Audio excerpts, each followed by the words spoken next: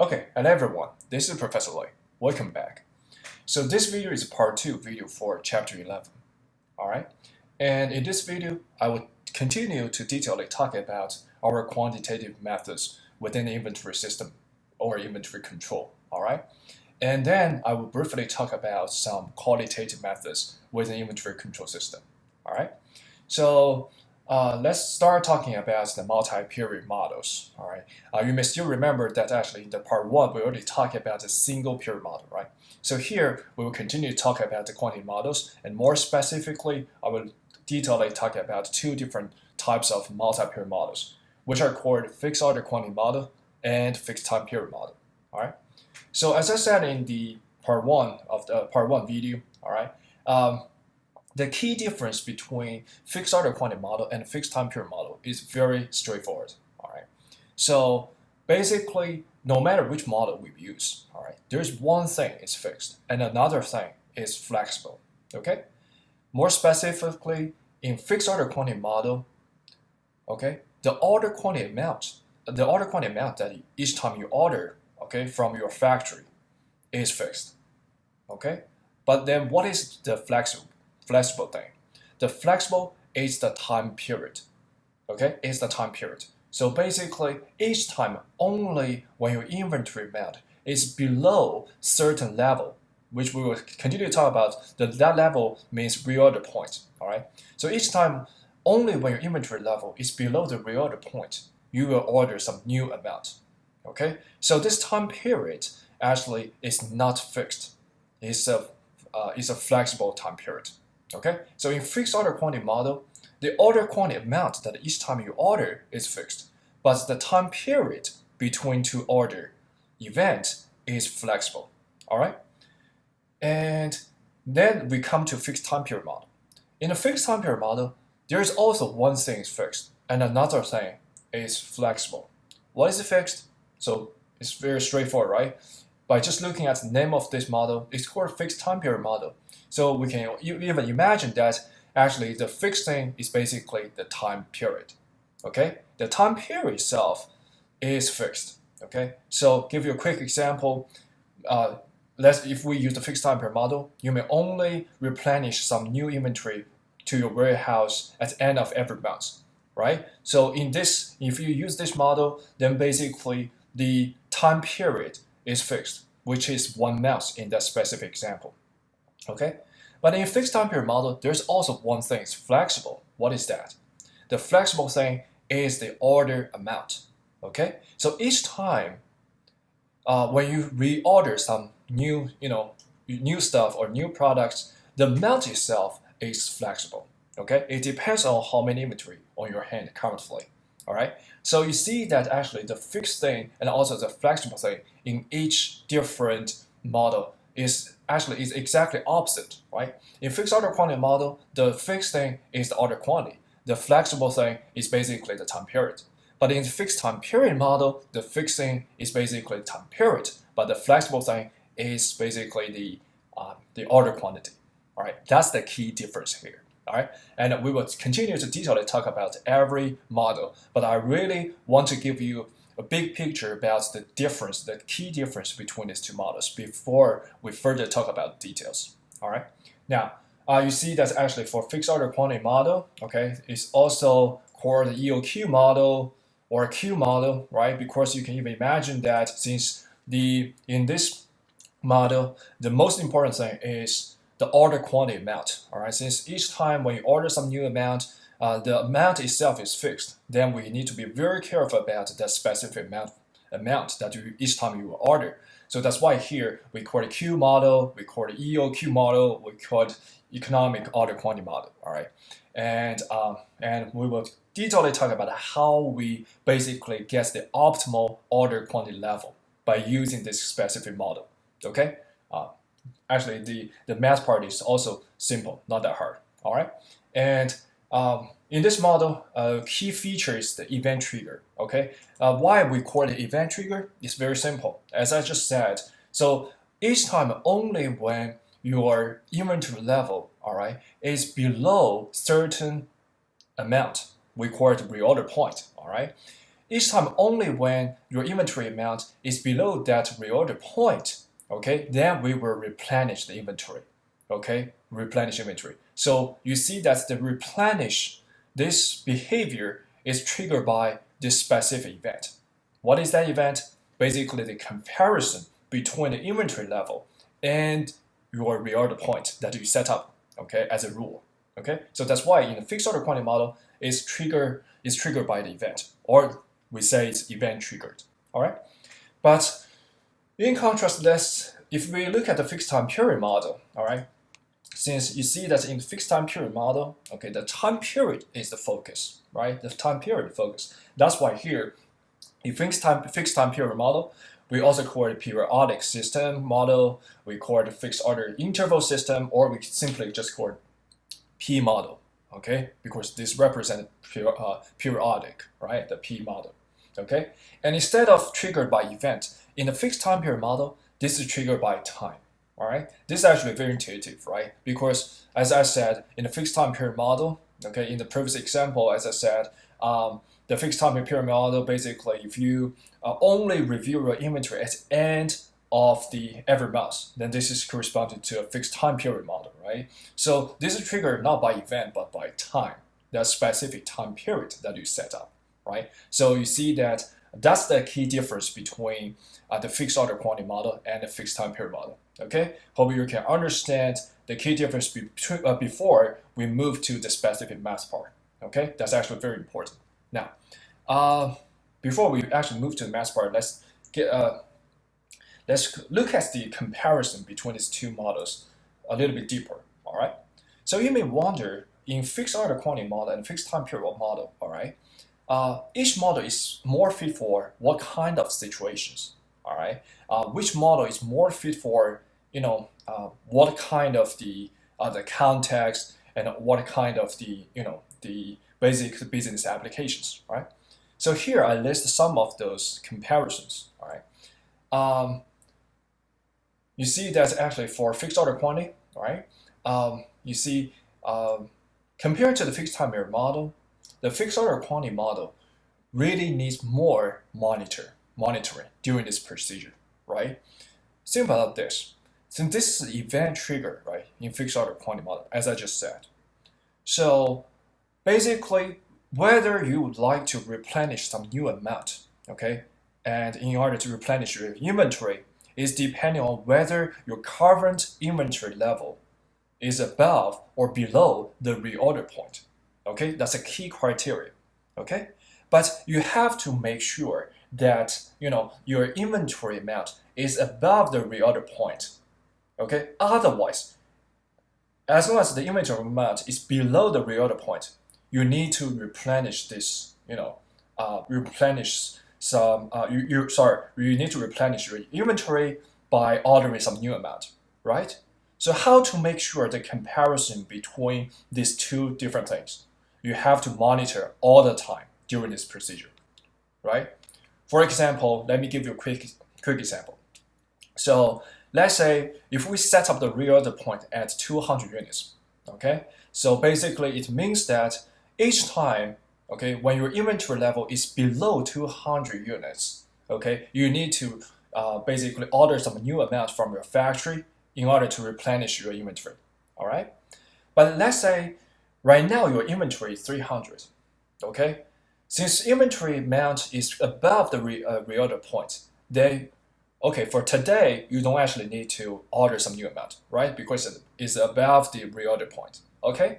But let's say in the 1 week later, okay, your inventory level already becomes to 190, okay? It already becomes to 190. At this time, you see that your current inventory level is already below your reorder point, all right? So you have to reorder some new amount, right? Order some new amount from your factory and replenish to your inventory. And thus, your inventory level will be increasing, and thus it will be above the reorder point again, okay? So you see that during this week, you have to probably monitor every day, okay, in order to record what is the newest and current inventory level, in order to make sure your inventory level is above the reorder point. Okay, if the inventory level is already below the reorder point, okay, that's the time that you need to order some new amount from your factory. Okay, that's why we say that in a fixed order quantity model, since this is triggered by event, you have to monitor very carefully during this procedure. Okay, during this procedure. All right. And normally the fixed order quantity model will require lower inventory. Okay. And as I said, it actually needs more careful monitoring during this procedure, right? It already indicates that the inventory item, the feature of this inventory, okay, is those inventory probably is more expensive. All right, those inventory probably is more, at least have more monetary value. All right, such that that's the reason why we need to more carefully monitor, every inventory during this procedure. Okay, you don't want to actually have too many inventory because that will cost you many holding costs, but also you don't actually want to have too few inventory because since every inventory itself is very expensive, right? You want to fit the market demand always, right? You don't want to have the backorder situation such that you won't lose your profit and opportunity.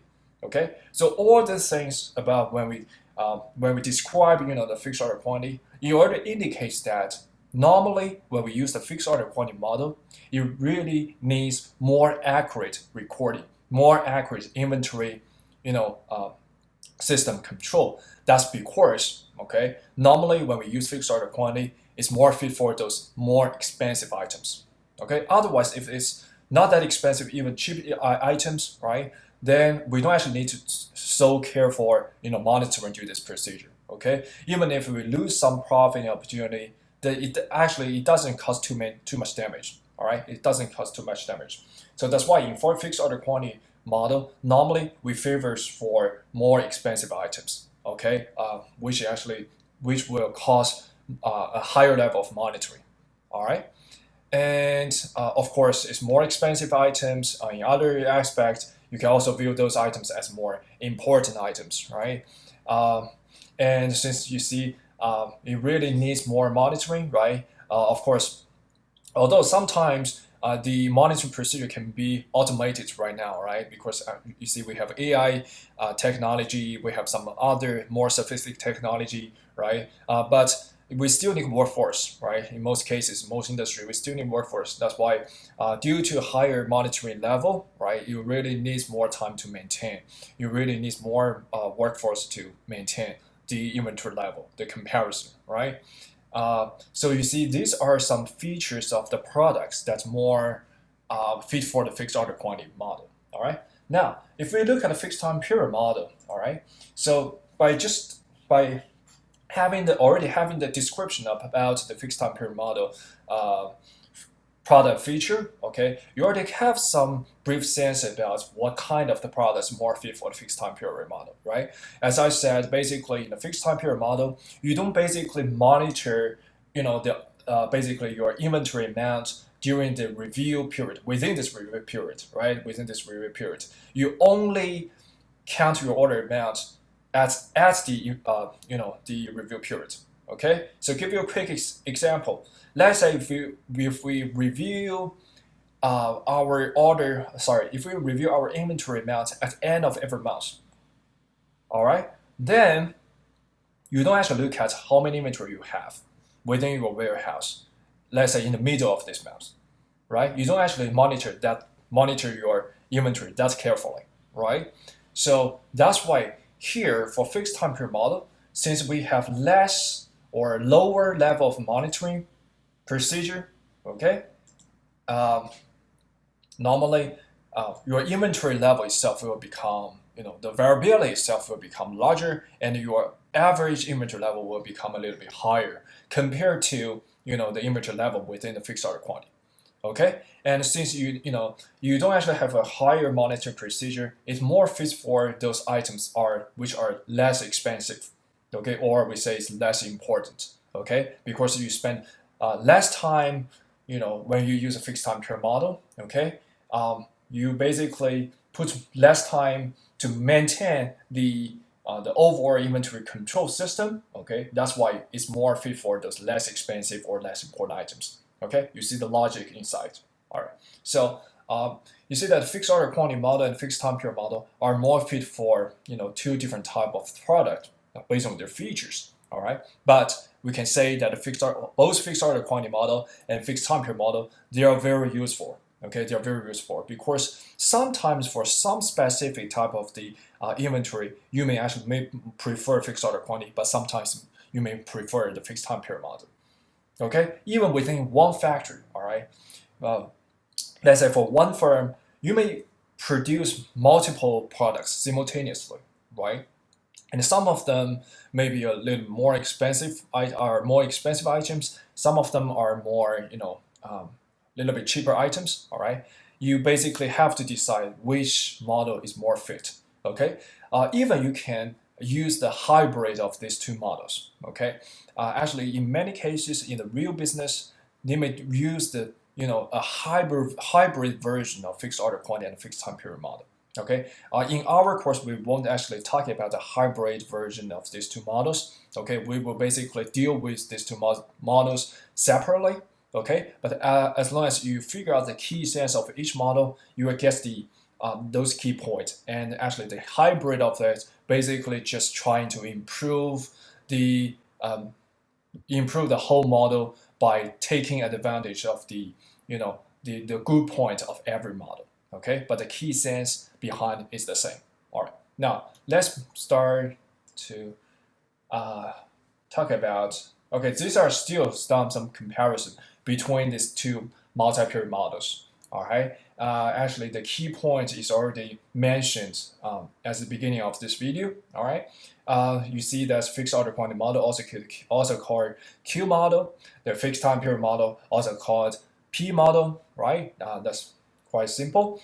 And in the fixed order quantity model, as I said, there's one thing is fixed and one thing is flexible. Okay, and what is fixed? The order quantity, right? Each time when you order some new amount from a factory, the order quantity itself is fixed. That's why here you see the Q is constant.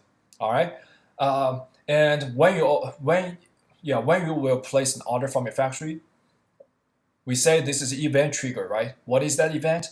The event basically is exactly showing here, right? Each time when your inventory position, when your inventory level drops below the reorder point, or we call reorder level, all right, then you basically is the time that you need to place some new order from your factory.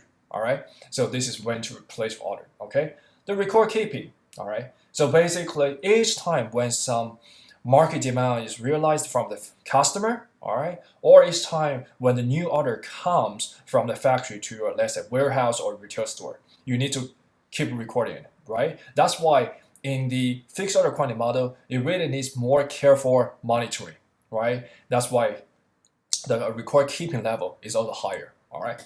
So the size of inventory, as I said, the size of inventory is less than the fixed time period model because during this procedure your record keeping level is higher, right? So you have a more accurate inventory amount, okay, compared to the fixed time period model. That's why you can have less inventory amounts within your warehouse because you are more accurate than that, right? You don't actually need to put more amount or more inventory within your warehouse to compensate or to view it as the buffer. All right, you don't need to do that, right? Because you have more accurate record keeping. All right, that's why your size of inventory is less.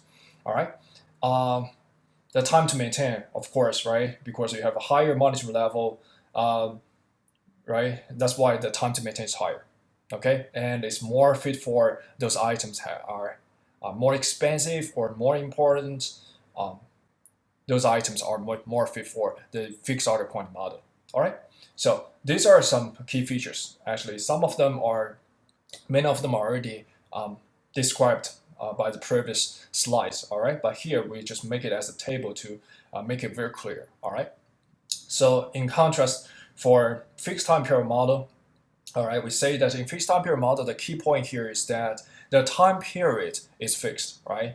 So basically, you only count your order, you only count your inventory level in the review period, okay? But between the review period, you won't actually record how many inventory you have right now, okay? So that's why here the fixed thing basically in the fixed time period is the time period, okay? The flexible thing is that each time when you basically count your inventory level in your time period, okay, then the new order amount, okay, then the new order amount will be flexible, okay. It depends on how many inventory currently you have, right? So that will be flexible, okay. So when to place an order, basically, yeah, each time when the review period comes, after you count how many inventory we have right now, you decide to order some new amounts from the factory. But that amount itself is flexible, okay? Record keeping, yes, we only count at the review period, okay? So you see that the monetary level itself is much less than under the fixed order quantity model, okay?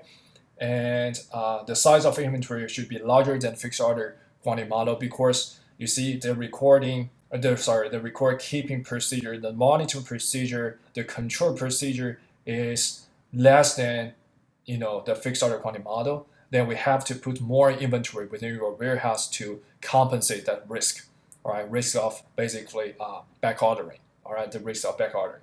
The time to maintain, of course, will be shorter, okay? Will be lower due to a longer time of record keeping, and type of items compared to fixed order quantity model. The fixed time period model normally we're more fit for those items that are cheaper or less important. All right. So you see the differences here. Okay. Now,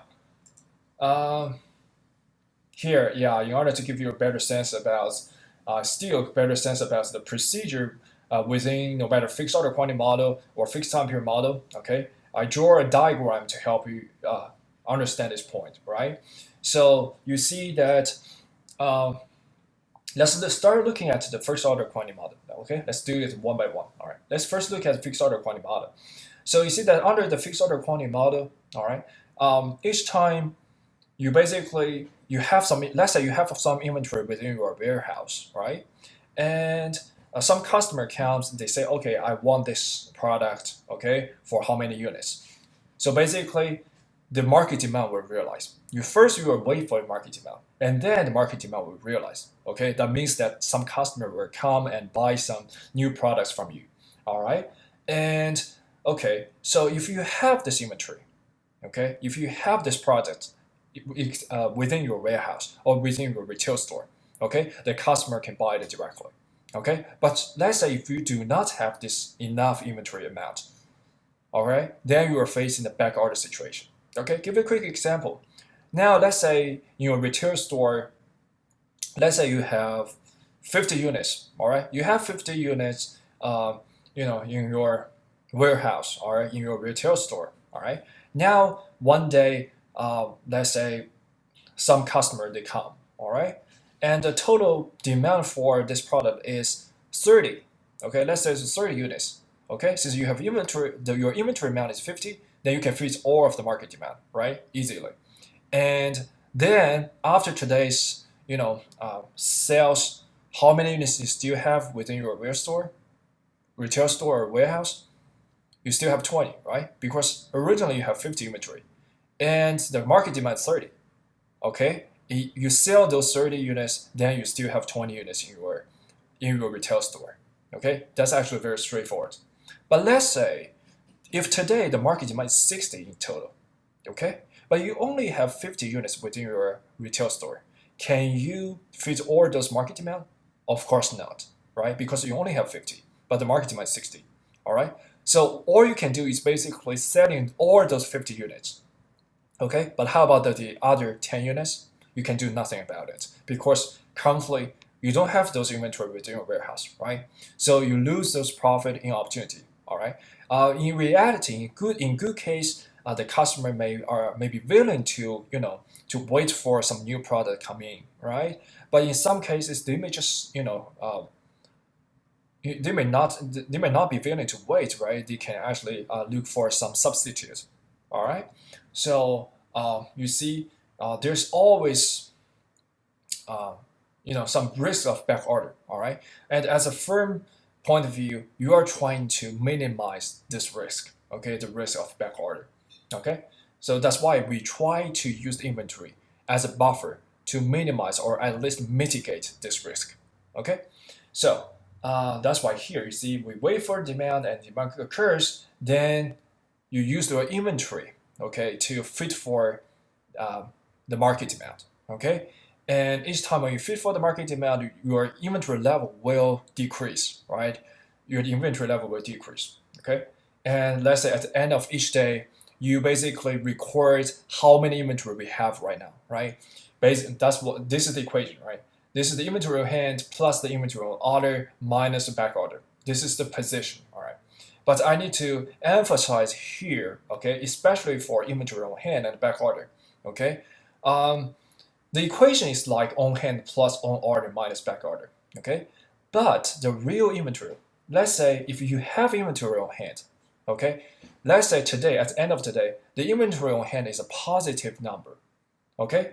It already indicates that a back order should be 0, okay? Because if you have inventory on hand, basically you prepare well enough, right? You still have some inventory in your retail store, and if some additional customer comes, you still can buy some, right? So you won't actually face the back order situation, okay? But on the other hand, all right, if the back order amount at the end of today, okay, if the back order amount is positive, okay, it indicates that your inventory on hand will be 0, right? Will be 0, okay? Because if you already have the back order situation, it means that you don't actually have inventory in your retail store. Then your inventory on hand should be 0. All right. So you see that when this one on hand amount is a positive amount, the back order will be automatically 0. But when the back order amount is positive amount, the inventory on hand will be automatically 0. Okay. So, but in general, the inventory position amount should equal to the 3 different things. Okay. On hand plus on order minus back order. Very simple. All right. So basically, this equation just giving you the current inventory level. All right. And once you get the inventory level, what you need to do is very simple. You need to basically compare your current inventory level with the reorder point. You're basically comparing these two, levels. All right. If the inventory level is still higher than reorder point, then you're good. Okay. Then you're good. Basically, it means that you don't need to replenish your inventory. Right. Your inventory level is still enough to to fit for market demand. Then you go back to this sequence, okay, and then go through this whole procedure repeatedly, okay, until on one day, all right, you figure out that your inventory position is already less than reorder point, okay. It's a signal that, okay, your current inventory may not be enough to fit for the market demand, then you have to issue a new order. Okay, you have to issue a new order and order some new amount from your factory. All right, and in order to better fit for the market demand. All right, and in fixed order quantity system, as I said, the order amount itself is exactly Q units. Okay. But we want to do within the fixed order quantity system, especially in the mass problem, what we're doing is to determine an optimal level of this Q amount, okay, of this Q amount. We will use a mass equation to try to figure out this optimal Q amount, all right? What is the optimal level for replenish in the fixed order quantity? That's the key point, all right? So then we come to a fixed time period model, okay? You see that still, okay, it depends on market demand, right? So the market demand will realize, right? Let's say, give you a quick example, right? Let's say at the end of August, all right? At the end of August, you already record your current inventory level, okay? And you also order some new amount, all right? You also order some new amount in order to replenish your inventory, all right? And then at the beginning of September, let's say some new market demand comes. Okay, Then when those new market demand comes, right, it will decrease your inventory, right, because you sell to the customer.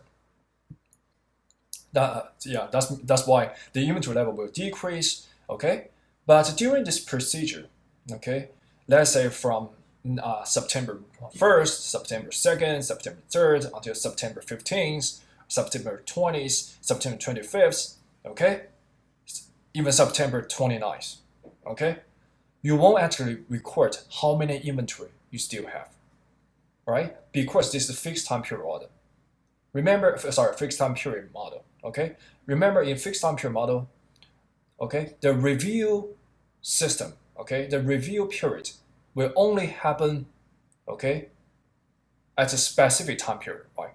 So let's say if we review it, let's say if we assume that we review it at the end of every month, okay, then if we review it at the end of August, what is the next time that you will review for the inventory? At the end of September, basically, right? So between end of August and at the end of the September, between the 30 days, you won't actually review the review the inventory amount again. Okay, so as I said at the beginning, so basically at the end of the August, you may have some inventory amount within your retail store, right? And during this procedure, due to the market demand realization within this month, your inventory level will decrease gradually, all right? But you will never record how many inventory you have right now, okay? So even if, okay, during this procedure, your inventory is already not enough, you won't actually record it. You see, the monitoring control level is much lower than the fixed order quantity system, right? Because as I said, for the fixed order quantity system, okay, you probably need to record your current inventory level every day, right? Every day, because you need to make sure that your inventory level is above the reorder point, right? As long as the inventory level is below the reorder point, okay, then you have to reorder some amount, new amount, right? But here, you only review at the end of the next month. Okay, so you don't actually care about the procedure. Your monitoring control level is much lower, right? So you see that you basically you see you basically repeat this procedure automatically, right? With between two review window, okay, or two review period, okay, until the next review time arrives, okay, until the next review time arrives. Let's say now, okay, starting from end of August, okay, 1 month already go through it, all right, and then you come to the end of the September. Okay, now it's time for you to count for the uh, the current inventory level, all right. And then let's say right now you're at the end of September, then you have to compute what is the inventory level, right? Inventory level still equals the on-hand inventory plus on-order inventory minus the back order inventory, okay? The back order, all right? So that's how you can compute for the inventory level, all right? And then, okay, after you exactly know what is your current inventory level, then you also need to compute the order quantity, okay?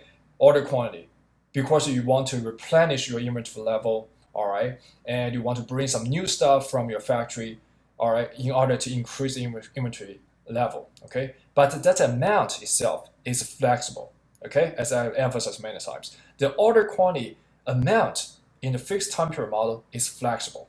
It depends on how many inventory you have right now, okay, in order to reach your the previous set level that you want to satisfy. All right. So the order quantity level will be flexible. Okay. And once you decide the specific order quantity, you basically issue this order from your factory, and the factory will give that specific amount back to you. Okay, in a few days. All right. So you see that this will be the diagram about how fixed order quantity system and fixed time period recording system goes through. Okay, as a general. All right. Now let's start to move to the quantitative part within the fixed order quantity model. Okay, after we have a very thorough description about the fixed order quantity model. All right. So before we actually introduce the math equation, all right, here I would like to specifically clearly talk about a few assumptions that we want to make, okay, within a fixed order quantity model. Okay, I can say that all these assumptions are idealistic, okay, because if we don't make those assumptions, when we make it, the assumption general, the math problem itself will be harder, okay? But since we are trying to capture the key point of the fixed order quantity model, that's why we make a few idealistic assumptions such that you can still capture the key point with the fixed order quantity model with those the simple assumption, okay? But it doesn't work. It will not cause the math problem itself too difficult, okay?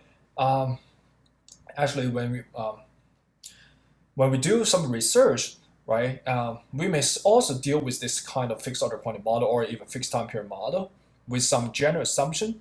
But we can see that actually the key point, the key essence of the fixed order quantity model or fixed time period model with some simple assumption or with some general assumption, the key point is exactly the same. All right. Now let's making these simple assumptions to make it straightforward. All right. Now first of all, the first assumption would be demand for the product is constant, uniform through the period. Okay. This is a simplistic, this is idealistic assumption, right? Because we know that in reality, the demand itself for the product may not be constant every day, right? It may have some fluctuations, right? But here, let's make it simple. Let's say if we assume the demand for the product is constant, okay, and uniform. For quick example, we may assume that actually the daily demand for every the daily demand basically within your retail store will be 10 units for this product. Okay, that's still a very reasonable assumption, right? Although it may have some fluctuation, but we can say the average daily demand can be how much? Okay, it can be constant, right? So here we start from this simple assumption, okay? And later on, we will relax these assumptions, this specific assumption, okay? Instead of giving you a constant uniform demand, daily demand, okay? I'm asking you, okay, if the demand is following a a normal distribution, okay? If the demand is following a normal distribution, okay, then how we set up the optimal order level amount, okay? That'll be also very interesting, all right? The second assumption will be the lead time. Okay, we say that the lead time is assumed to be constant. Okay, this is also idealistic assumption, but you also already captured the key point, right? Normally, we say that let's say you have your factory, you have your retail store, right? Each time, even if you order some new amounts, those new amounts won't immediately come to your retail store, right? After the factory already gets your order, they may use the truck, they may use the ship, you may even use the airplane to transit those new amounts from the factory back to your retail store, right? It takes some time, all right? And the time, to be honest, the time period itself can be flexible, right? Not flexible, it can be fluctuated, right? It can be 3 days, it can be 4 days, it can be 5 days, okay? But here we assume that the lead time is always a constant, meaning that each time when the factory come to transit this new amounts, this exact lead time, the exact transit time is a specific value. Let's say 4 days, always 4 days. Okay. In reality, we may have some fluctuation, but here we assume that it's always 4 days, ideally. All right. So this would be the second one. So the price per unit of the product is constant. Okay. So basically, the production cost for every unit of the product is a constant. Okay, we can also assume this simple assumption, right? Normally, in reality, we know that probably the price per unit of the product. Okay, if you produce every unit of product, actually your cost can be a little bit different. Okay, but now let's assume this all of them are constant. Okay, you won't change. You won't actually change the key point of this specific model. All right, the inventory holding cost. All right, the inventory holding cost basically for every unit that you keep within your warehouse, you need to basically spend some money, right? No matter for to maintain those products or giving some space for those products. Actually, you need to pay the money, right? You may so in reality, the inventory holding cost for every unit can be a little bit different, right? Here we assume that there's also a constant. Okay, they're also constant. They're the same for every unit. Okay, to make it simple and also reasonable enough. All right. The next one would be ordering costs. Okay, here we also assume that ordering costs are constant.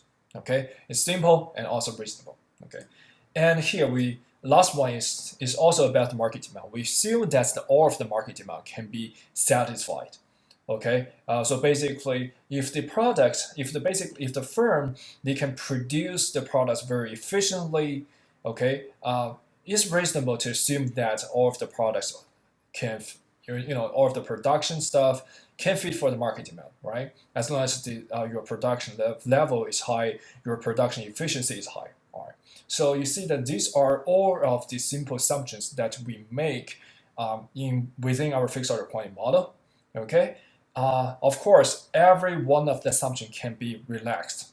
Okay, by some general by using instead we can use some general assumption with some specific distribution. All right, but that's only it's more general, it's more realistic. Okay, and the math problem, the corresponding math problem will be harder. Okay, but the key point is still the same, right? We're still trying to capturing what is the optimal level of the order quantity within this specific model. Okay, so we use this simple model to capture the key point. That's good enough. All right. Here, from the second assumption until the last assumption, these are always keeping within this specific model. But for the first assumption, as I said, in the most simplistic case, we will still keep the demand constant, and uniform throughout the period. Okay, but later on we will relax this specific assumption from this constant uniform distribution to a normal distribution. Okay, and we will see how it will change the result of fixed order quantity model. Okay, now let's start from the simple version. Okay, so I plot this graph here. Okay, and the corresponding equation is exactly showing here. Okay, let me illustrate this equation. Okay, specifically talk about the average notations and why this TC equals to these three different things add up with these three different things. All right, what is the meaning of it? That's the key point here. Okay, actually this equation is very simple as long as you understand the key point. The left hand side of this equation represents the total cost. Okay, so even before we explain the equation, okay, think about this question. In fixed order quantity model, since we say that our focus, is about ordering amount, right? Because you remember in the fixed order quantity model, there's one thing is fixed, which is the order amount, right? The order amount, each time when you order some new stuff, the amount itself is fixed. Okay, we are trying to optimize this this order amount such that your total cost during this whole production and the transition procedure is the lowest, right? Because you are trying to save money for your firm. That's a very intuitive goal for the firm, right? So that's why here we're trying to calculate, if we order a certain amount, what is the total cost during this whole procedure? That's why here we establish this equation, and we know that you see there's a Q, there's a Q within this equation. We're trying to see, by plugging in one specific value within this equation, there's a corresponding total cost. But we're trying to see which order quantity, if we plug in that specific value, will lead to a lowest total cost. That's our goal. Now let's look at this equation. The left hand side of this equation is the total cost because we're trying to minimize the total cost. So this is our final target. Let's look at the right hand side. DC, what means by DC? D is what? See, D is annual demand. Suppose we know that, you see, here, this assumption is held, all right? Demand for the product is constant and uniform throughout the period, okay? Suppose, okay, if I tell you that the daily demand or the average daily demand, okay, for this specific product is a specific value, can you calculate the annual demand immediately? Yes, you can, right? Because if I tell you the daily demand for specific product is, let's say, is specific amount, right? You times what? You times the 365, right? That would be the days, right? It will automatically give you the annual demand for that specific product, right? So once you know the annual demand, right? Okay, of course, by assuming that the demand for this product is constant and uniform throughout a period, then if you know the daily demand, you times the corresponding day, that will give you annual demand, right? And once you know the annual demand, right? Suppose all of the demand can be satisfied, then how many units you need to produce to fit for those demand? Exactly D, right? If the market demand needs 10,000 units, how many units do you produce? You just produce 10,000 units, right? Exactly fit for this market demand. Okay, you don't want to produce less than that amount because you will lose the profit opportunity. You don't want to produce more than that amount because if you produce more, you cannot sell it, right? Then basically the amount that you will produce is exactly the market demand. Okay, suppose all of the demand can be satisfied, okay, can be predicted and satisfied. Then all of the amounts that you need to produce is D.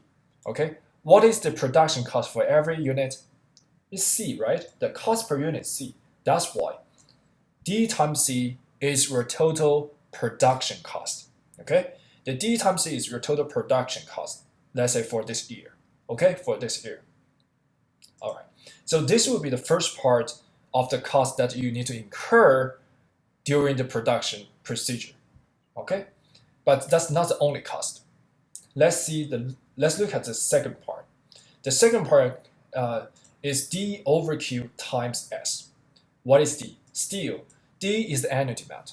Okay, Q is the order quantity. Okay, it's order quantity. D over Q means what? Think about this. If your annual demand, let's say if your annual demand is 10, let's say it's 1,000 units, all right? If your annual demand is 1,000 units, each time when you order some new amount, you order 50, okay? If you use 1,000 divided by 50, you will get 20, right? 1,000 divided by 50 is 20. What that 20 means, think about this. What that 20 means. That 20 means that how many times you need to order during this whole procedure, right? If the annual demand is 1,000, each time when you order some new amount, you order 20. Then you use 1,000 over 50, Then you use 1,000 over 50. That will give you how many times you need to order, right? How many times you need to order, okay? So in that specific example, it should be 20, okay? It should be 20 to represent D over Q, right? And then we know that each time when you order amount, the ordering cost is S, right? Each time when you order, the ordering cost is S. That's why here, you use D over Q to represent how many times you order. Times each time when you order, it will cost you S dollar. You use D over Q times S. That is your total ordering cost. That's your total ordering cost. Very simple, all right? That's your total ordering cost. All right. So, for this total ordering cost, it can be, the oil fee, the truck fee, right? You may need to rent some truck. You may even rent the train, airline, this kind of fee, right? All of them can count as the order fee. All right. That's also has some, it cannot be ignored, right? Sometimes it also will incur a huge amount of cost. All right. Okay, now let's look at the third part. The third part is Q over 2 times H, all right? So this part actually is representing the holding cost, okay? It means that basically when the new inventory comes, all right, you may not actually sell them directly, right? Immediately. You always keep some inventory in your warehouse or in your retail store. You need some space to restore all those things, right? That's why the holding cost itself cannot be ignored. But how to calculate holding cost? We have a simplified version, which is showing here. All right. So let me give you some sense about this. Okay. Let me ask you, what is the minimum level of the inventory within no matter your warehouse or your retail store? Think about this. What is the minimum level? The minimum level is 0, right? At least you have basically you don't have any inventory within your warehouse. Your warehouse is empty. So the minimum level is 0. Okay? Now, suppose your inventory is 0. Okay? At this time, okay, if a new order comes and you order Q amount of the inventory, then suddenly how many inventory you have within your warehouse? It will increase from 0 to how many? To Q, basically, right? Because originally you only have 0. But if you order Q amount, then your inventory become Q, right? Okay. Now, what is the average inventory within your warehouse? You see that no matter it's 0 or Q, there's an extreme case, right? But on average, okay, it's not 0, it's not Q. Okay, we can simply assume that basically the average inventory level will be at the middle point. Okay, so what is the middle point between 0 and Q? It should be Q over 2. That's why here you see the average inventory you hold within your warehouse or within your retail store should be Q over 2. Okay, that's Q over 2. So since these are the inventory amounts within your warehouse, right? For every unit, okay, your inventory holding cost is H. You see, the annual cost of holding for every unit within the inventory is H. Okay, so these are the Q over 2 is the amount that's within your warehouse or retail store. Okay, that's the average amount. The H will be every unit it will cost you H amount. So Q over 2 times H will be your inventory holding cost. Okay, so your total cost, basically we count 3 different parts. The first part would be the production cost. Of course, you need to produce it before you can sell it, right?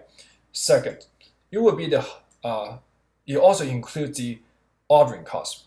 That's also true because you have to order some amount, right, from the factory to your retail store, right? You cannot immediately come out within your retail store, right? So ordering cost is also very important. Third, before you can sell to the customer, probably you also need to hold some of the units, right? Then you will incur holding costs. So that's, you see that actually during this whole production and transition and selling procedure, all right, you have to incur these 3 different costs, okay? And suppose that, okay, the market demand is not what you cannot control market demand, right? That's actually decided by the customer.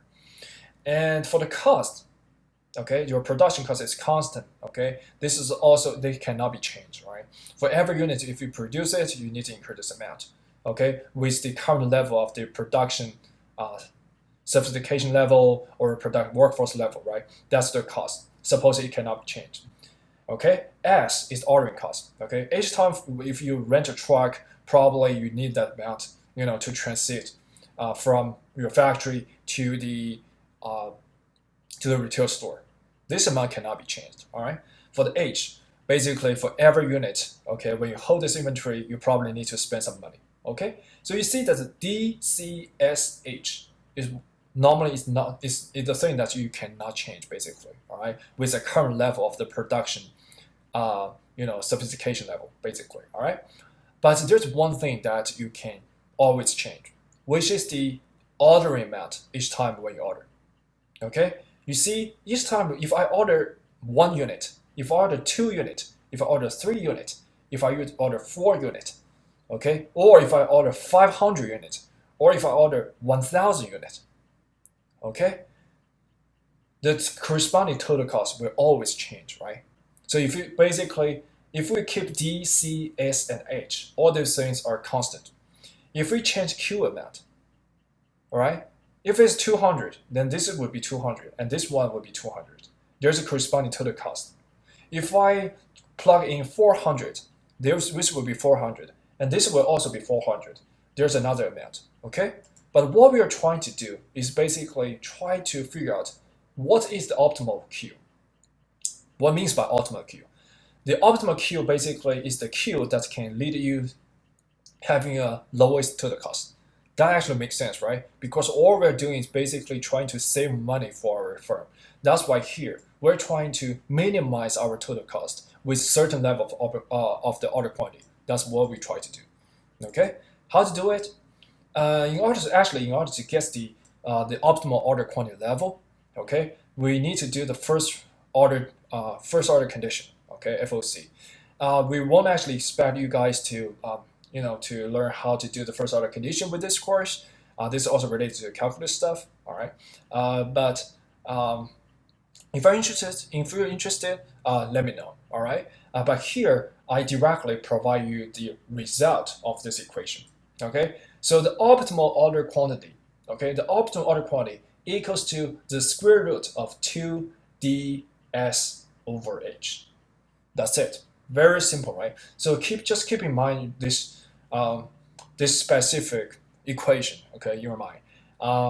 We won't actually expect you guys to know how you derive all this stuff by using the first order condition, but at least you need to exactly understand what this means. Okay, so the optimal order quantity basically equals to the square root of 2ds over h. What is d? Energy demand. What is s? Ordering cost. What is h? Holding cost. All right. So as long as you understand, means that as long as you know this specific value, you can immediately calculate the optimal order quantity, okay, within the fixed order quantity model. Okay, that should be very simple. So keep this equation in your mind, and we will frequently use this equation. Okay, each time when we talk about fixed order quantity model. Okay, now let me give you a quick example here. This example actually also from the textbook. All right, so you can look at the textbook for more detailed context. Okay, here I basically capture the key information within that example. All right, let's look at this. Suppose the annual demand is 1,000 units. Okay, it's 1,000 units. Okay, if you know the annual demand, okay, can you calculate average daily demand? Suppose that this year has 365 days. Of course, right? It's very easy because you just use 1,000 divided by 365. That will be the average daily demand. Okay, that will be the average daily demand. So basically, that means that if I tell you annual demand, you can automatically calculate the average daily demand. But if I tell you what is the average daily demand, can you calculate the corresponding annual demand? Of course, right? If I tell you that the average daily demand is 2.74 units, you times 365, that will give you the annual demand. That's it. All right. Now, if I tell you the ordering cost per order is $5, basically each time when you place order, you will take $5 to, to transit that a specific order. All right, and the holding cost for every unit in this year is $1.25. It's $1.25. All right, if I tell you that, and the lead time is 5 days, means that each time when this retail store places this new order, okay, it will take 5 days to transit from the factory to retail store. Okay, if I tell you that this is 5 days, always 5 days, and for every unit of the product, it will cost you $12.5. It will cost you $12.5. Okay, so if I tell you all this kind of situations, the informations, all right, can you calculate optimal order quantity? Of course you can, right? So what is optimal order quantity? Still here. It's actually, as long as you know the annual demand, all right, the ordering cost, and also the holding cost per unit, all right, you can directly calculate. Do we know the annual demand? Of course, annual demand is 1,000 units. Okay, what is the S? Ordering cost. Ordering cost is $5 per order. Of course, that's C. You see here, this is $5. Okay, and the holding cost is 1.25 per unit per year, right? That's why here you see this is 1.25. So you just plug into these three numbers. That will give you the optimal order quantity, which is 89.44. Okay. Normally we run up to the integer number, which is basically 90. Okay, that's making more sense, right? Because normally for product cannot be decimal point. So here, if you direct calculate, it should be 89.44, or you can run up to 90. That's easier. That's also right. All right. Now there's one thing called R. All right. Actually, here we didn't specifically talk about R here. Okay. But R is also very important. Okay. When we talk about the fixed order quantity model, remember that the most important definitely would be the order amount. Okay. But you remember when we will actually reorder some specific amount, it's comparing between two different things, right? It's comparing between your inventory level and what? And the reorder point. So the reorder point basically is set up by the firm. Okay, we say that each time when the inventory level is below the reorder point, we need to reorder some new amounts, right? But how to set up that reorder point? This is the corresponding equation. Okay, this is the corresponding equation.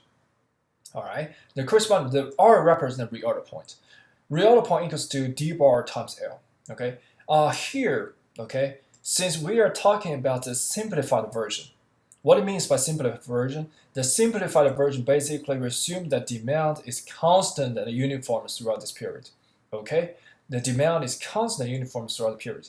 Then the equation to calculate reorder point is very straightforward. It's very straightforward. It just equals to d bar times L. Okay, but later on, as I said, we may relax this assumption. Okay, the demand may not be constant and uniform throughout the period, but the average daily demand can be following the normal distribution. Okay, in that case, the R will not equals to d bar L. Okay, will equals to d bar L plus additional thing, which is called safety stock, But here, simply, when demand is constant and uniform, R equals to d bar L. Okay, R equals to d bar L. So what means d bar? D bar means daily demand. Okay, d bar means daily demand. What means L? L is the lead time, right? Means that how many days you will the new order will transit from the factory back to your retail store. Okay. Then you may wonder, what is the key sense of this equation? What is the key sense of this equation? Let me give you a quick example. All right. So suppose that at the end of today, in your retail store, you don't have any inventory in your retail store. Okay. And then if you do not have any reorder, okay, if you do not have any inventory within your retail store, okay, if at the end of today, if you reorder some amount from your factory, okay, it would take 5 days to, come from the factory back to your retail store, okay. But how you can deal with the next 5 days within retail store? Because your customer will come every day, okay. Your average daily demand, will be a specific value, right? So if your inventory is 0, and then at that time you basically reorder some amount from your factory, you will lose all the profits in the next 5 days, right? Because the new amounts won't actually immediately come to your retail store. It takes 5 to back to your retail store. But during these 5 days, if you do not have some inventory, you will lose all those profit opportunity. That's why we need a reorder point. That's why we need a reorder point, right? The basically reorder point is to compensate or fill the gap, okay, of your transition period. Okay, it's basically compensates your, your gaps within this transition period.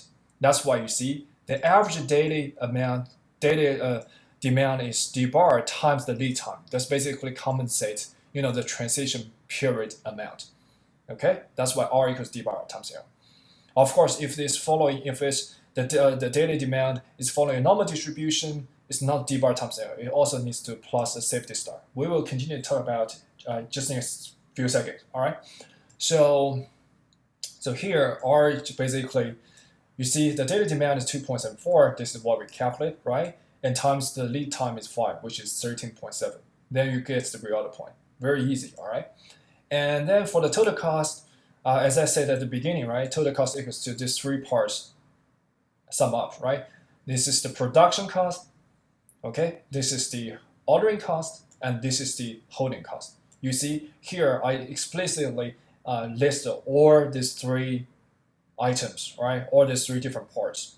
production cost, right? For every unit, if you produce, it will cost you $12.5, all right, times the annual demand. That's basically your production cost, all right? So if 1,000 units is your annual demand, and each time if you order 89, this is basically what we got from here, okay?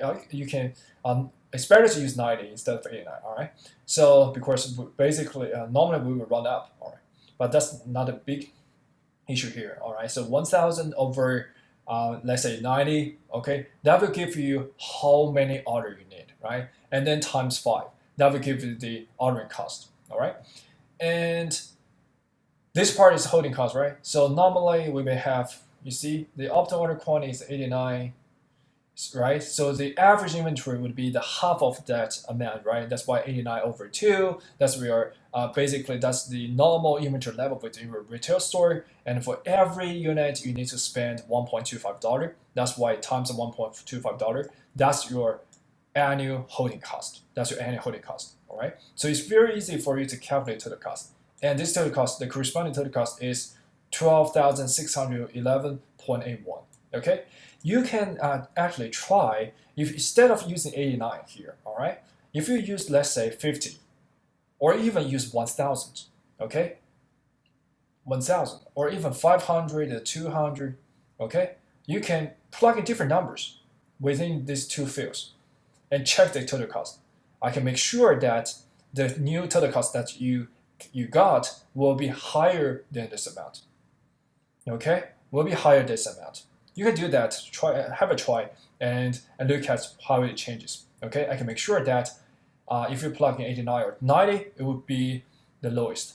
Okay, because remember what we are doing here. What we are doing is basically trying to minimize the total cost. Okay, so that's why here I can make sure that basically around 90, it will give you the lowest total cost. Okay, now further, all right. We already talked about a simplified case. All right. Here we come to the a little bit more complex case. All right. So actually, no matter it's a simplified case or a little bit more general or complex case. All right. The key point here is exactly the same. Okay. We just changed one thing. Remember, at the beginning, I say that here in the simplified version, we assume that demand is constant and uniform throughout this period, all right? But here, after we relax the assumption. How to relax the assumption? Instead of telling you that the demand, the daily demand is constant and also uniform within this period, here we assume that the daily demand is following a normal distribution. Okay, it's following a normal distribution. Remember that bell-shaped, all right? I kind of detailedly talk about the normal distribution in the past, in the part 1 of chapter 11 video, all right? So if you still have some concerns, you still have some question about the normal distribution, all right? Go to look at that video, and if you still have some other questions after viewing it, please just let me know. All right, I will help you to figure it out. All right, so the key point of normal distribution is that for normal distribution, it's like a bell shape. All right, and for this specific bell shape, I can show you. Right, it's like this. It's a bell shape. All right, and at the middle point, basically this is mean. Right, this is mean. At the middle point, mean is a mean. You see the vertical length here. Okay, is the highest. Means that in normal distribution, the probability of this middle point, okay, happening is highest. Okay, when this point is moving far away from this middle point, all right, you see that this red curve will becoming lower and lower and lower, right? That means that basically when this point is moving away from the middle point, the probability of happening will decrease. Okay, that's the basic meaning of the normal distribution. Okay, and you see that this is symmetric. Okay, and we say that normally just two parameters you can already capture this normal distribution, which are mean point and also the standard deviation. Okay, the mean point and the standard deviation. That's it. Very simple. All right. Now let's move back to this specific question. All right. So now let's assume that market demand is following normal distribution, right? And if the daily market demand is following normal distribution, right? then when we try to calculate optimal order quantity and also reorder point, there's something different. Okay. Now let's start from talking about this conceptually. All right. So let's first compare the two situations. All right. So when the market demand is constant and uniform, all right, in the simplified case, all right, there's no uncertainty for the market demand. Okay, there's no uncertainty in the market demand. We exactly know, okay, on every day, on average, how many units will come. Okay, how many units will be sold and how many customers will buy, a certain amount of the products. All right, but in the more complex version, or in the in this normal distribution version, the market demand is following a normal distribution, right? So basically, although you can capture, all right, the key point is that the probability of the middle point happening is highest, but it doesn't mean that for, let's say, for tomorrow or for the day after tomorrow, that specific amount of the market demand will happen. Yeah, right? Oh, sorry, will happen, right? So it still has some uncertainty. Still have some uncertainty. All right. So in order to compensate, or in order to kind of mitigate that uncertainty, all right, we have to, in our inventory, right, we have to prepare a little bit more, okay, in order to compensate that additional risk or additional uncertainty. That's why here, okay, when we deal with optimal order quantity and also reorder point, we have to do some adjustment based on the simplified version, okay? And here, the concept that we introduce in is called safety stock. That's exactly because your market demand has some uncertain element, right? In the simplified version, market demand is uniform, is constant every time. That's why basically there's no uncertainty within your market demand, right? But if the market demand is following normal distribution, then you can simply imagine that basically there's some uncertainty within your market demand. Then you have to prepare a little bit more inventory in order to basically mitigate that risk from that uncertainty. All right, you're just trying to mitigate the risk of the backstock, right? So every firm, they're trying their best to prevent the backstock situation, because they don't want to lose profit opportunity. That's why here the firm probably will need to prepare more safety stock. Okay, prepare more safety stock. So you see that safety stock, basically the amount of inventory carried in addition to the expected demand in order to prevent the risk of uncertainty. Okay, the risk of uncertainty. Okay, so you see here, we assume demand is normally distributed in the more general or more complex version. Okay, instead of the simplified version, the demand is constant. Okay, we generalize this. And we know that if the daily demand is normally distributed, it can capture by two parameters, right? I already talked about that in the first video, okay? And also you should already learn that within the B-Stack course, all right? So two parameters, which are mean and standard deviation, okay? Basically capture the middle point and also how to disperse to both sides, okay? No matter left side or right-hand side of this bell shape, okay? And to determine probability, we plot the normal distribution for expected demand and note where the amount we have lies on the curve. All right. So let me give you the point. The good thing is that, remember, in the fixed order quantity, we care about two different things. First of all, the most thing that we care about is the order quantity amount, right? It's the order quantity amount, basically the optimal order quantity, right? You see that when we calculate this, the optimal order quantity is basically the square root of 2ds over h. That's the first thing, that's most important thing that we care about. But besides that, we also care about another thing, which is called reorder point, right?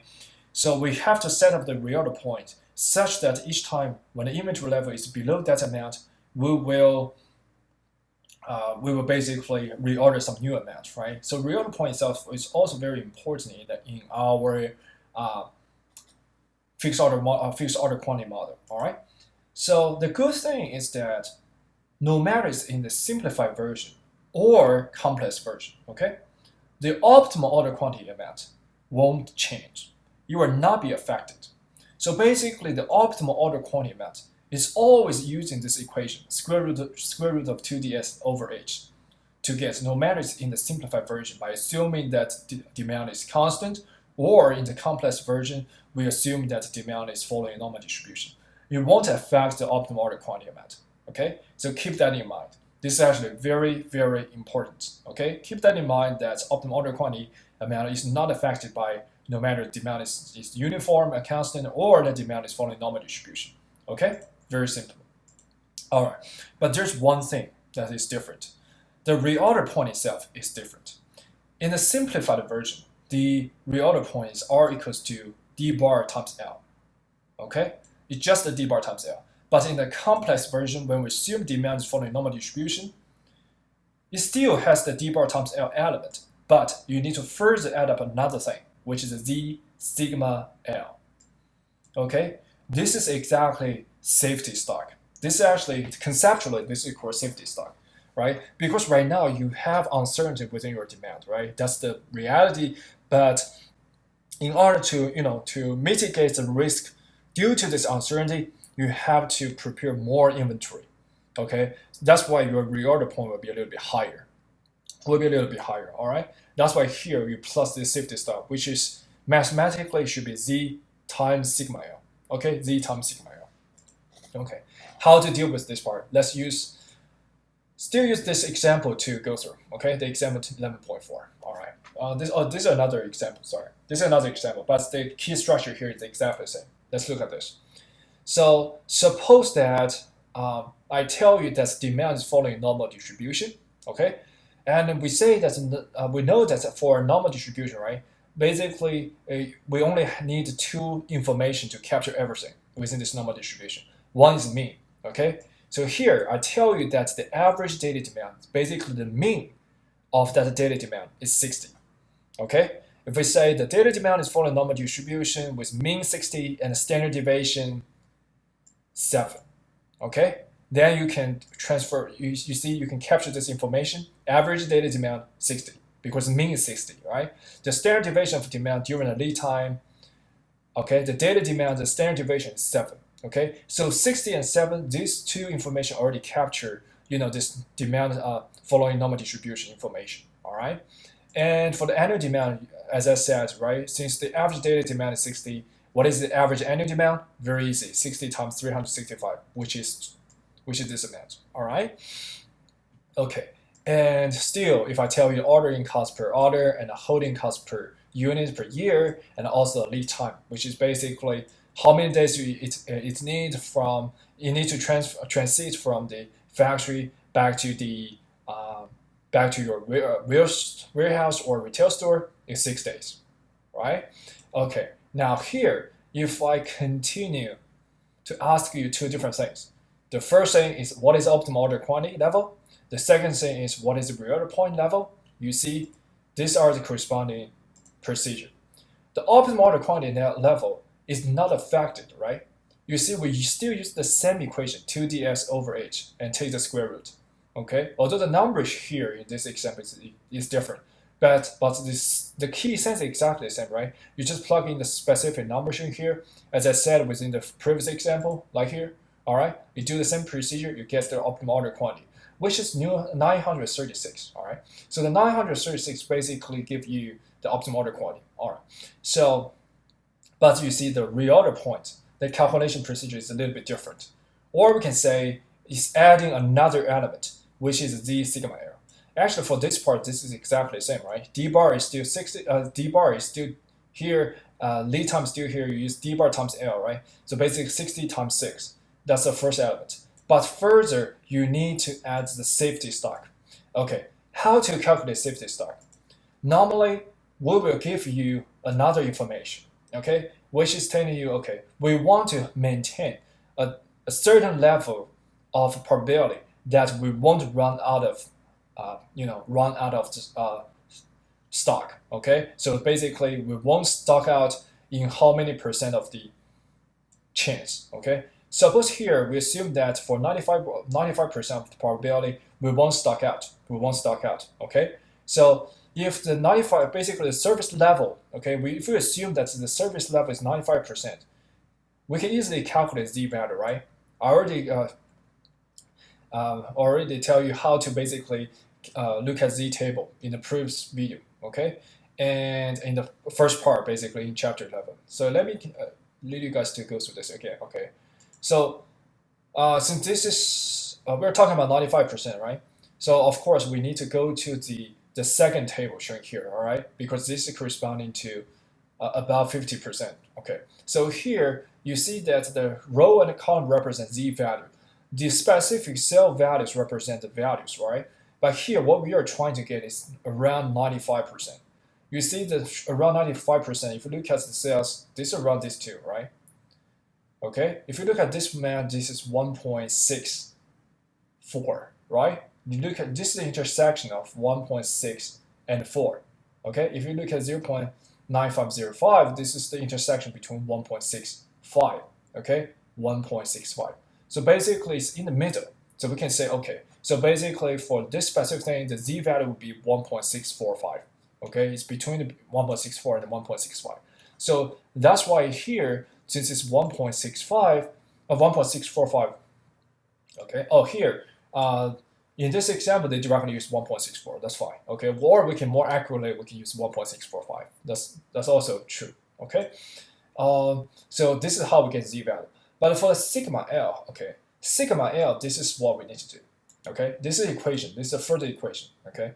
You see that actually within our example 11.4, okay, for more details about this example, please go back to the textbook and look at the context, okay? But here you can see that the standard deviation of daily demand, okay, remember, of that daily demand, that's why here this is D, okay? The daily demand is 7, okay? But you see what we want here, or more specific listed within this equation, is not a sigma D, is a sigma L, okay? But sigma D and sigma L actually has a relationship. Sigma L equals to square root of L times sigma D squared, okay? What is L? L is 6 days, okay? L is 6 days. What is sigma D?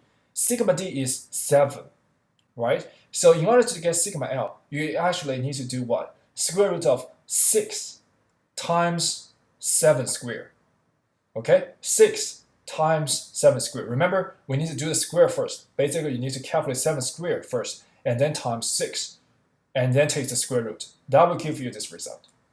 Okay, that's why here it is 17.15.